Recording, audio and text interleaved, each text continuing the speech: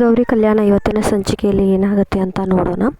ಇವತ್ತಿನ ಸಂಚಿಕೆಯಲ್ಲಿ ಏನಾಗುತ್ತೆ ಅಂದರೆ ಎಲ್ಲರೂ ಸೇರಿದ್ದಾರೆ. ಸೇರಿದ ನಂತರ ಅಜ್ಜಿ ತಾತ ಏನು ಹೇಳ್ತಾರೆ, ಇವತ್ತು ನೀನು ವಿವೇಕ ಹಾಗೆ ಗೌರಿ ನೀವಿಬ್ಬರು ರೆಡಿಯಾಗಿ ದೇವಸ್ಥಾನಕ್ಕೆ ಹೋಗಿ ಬರಬೇಕು, ಮುಡಿ ಕಟ್ಟಿ ಬರಬೇಕು. ಅಲ್ಲಿ ಕೂಡ ಪ್ರಸಾದದಿಂದ ನೀವಿಬ್ಬರು ಕೈ ತುತ್ತನ್ನು ತಿಂದು ಊಟ ಮಾಡಬೇಕು, ಅಲ್ಲಿಂದ ನಿಮ್ಮ ಜೀವನ ಶುರುವಾಗುತ್ತೆ ಅಂತ ಅಜ್ಜಿ ತಾತ ಇಬ್ಬರು ಹೇಳ್ತಾರೆ. ಇದನ್ನು ನೋಡಿದಾಗ ಇಲ್ಲ ನನಗಾಗಲ್ಲ ಅಂತ ಜೋರಾಗಿ ಚೀರ್ ಬಿಡ್ತಾನೆ. ಇದನ್ನು ನೋಡಿದ ಅವ್ರ ಅತ್ತೆ ಚಂಚಲ ಏನಂತ, ಏನು ವಿವೇಕ್ ಈ ರೀತಿ ಮಾಡ್ತಿದ್ದೆ, ಏನು ನಮ್ಮ ಸಲುವಾಗಿ ಹೇಳ್ತಿದ್ದಾರೆ ನಿನಗೆ ಅಂತ ಹೇಳ್ತಾನೆ.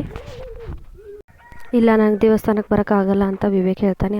ಅದನ್ನ ಕೇಳಿದ ಚಂಚಲ ಹೇಳ್ತಾನೆ, ಓಹೋ ಅಂದರೆ ನಾವೆಲ್ಲೂ ದೇವಸ್ಥಾನಕ್ಕೆ ಹೋದ ನಂತರ ನೀವಿಬ್ಬರು ಇಲ್ಲಿ ಏಕಾಂತವಾಗಿ ಇರೋ ಪ್ಲ್ಯಾನ್ ಮಾಡ್ತಿದ್ದೀರಾ, ಓಹೋ ಹೀಗ ನಿಮ್ಮ ಪ್ಲ್ಯಾನು ಅಂತ ಅವ್ರ ಅತ್ತೆ ಹೇಳ್ತಾರೆ. ಅದಕ್ಕೆ ಸರಿತಾ ಏನು ಚಂಚಲ ನೀನು ಹೀಗೆ ಮಾತಾಡ್ತಿದ್ದೀಯಾ ಅಂತ ಸರಿತಾ ಹೇಳ್ತಾಳೆ. ಆನಂತರ ಇಷ್ಟ ಆಗುತ್ತೆ. ಆನಂತರ ಅಜ್ಜಿ ತಾತ ಹೇಳ್ತಾರೆ, ನಮ್ಮ ಮನೆಯಲ್ಲಿ ಯಾರದೇ ಮದುವೆ ಆದರೂ ಕೂಡ ಹಾಗೆ ದೇವಸ್ಥಾನಕ್ಕೆ ಹೋಗಿ ಬಂದು ಅಲ್ಲಿ ಕೊಡೋ ಪ್ರಸಾದ ತಿಂದುಬಿಟ್ಟೆ ಜೀವನ ಶುರು ಮಾಡಿದ್ದು, ನಿಮ್ಮದೇನು ಹೊಸದಾಗಿ ಮಾಡ್ತಿದ್ದೀರಾ, ನನ್ನ ಮಾತು ಕೇಳೋರಿದ್ರೆ ಕೇಳಿ, ಇಲ್ಲ ನಿಮ್ಗೆ ತಿಳಿದಾಗಿ ಮಾಡ್ಕೊತ ಹೋಗಿ ಅಂತ ಅಜ್ಜಿ ತಾತ ಸಿಟ್ಟಿನಿಂದ ಹೇಳ್ತಾರೆ. ಅದೇ ರೀತಿ ಗೌರಿ ಮತ್ತು ವಿವೇಕ್ ಅದೇ ರೀತಿ ಹೋಗ್ಬಿಟ್ಟು ರೆಡಿಯಾಗಿ ಹೋಗ್ತಾರೆ. ಇಬ್ಬರು ತುಂಬ ಚೆನ್ನಾಗಿ ರೆಡಿಯಾಗಿ ಬರ್ತಿರ್ತಾರೆ.